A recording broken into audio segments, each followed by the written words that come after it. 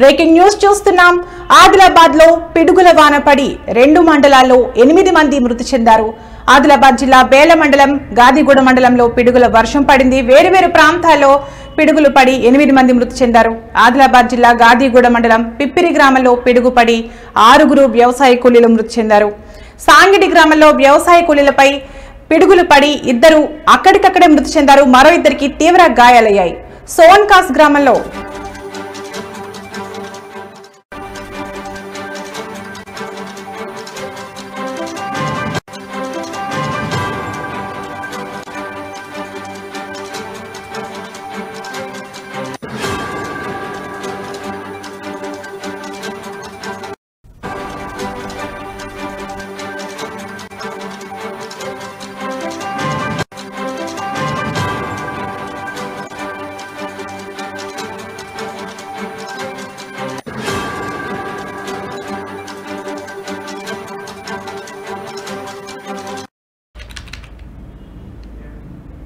Breaking news చూస్తున్నాం.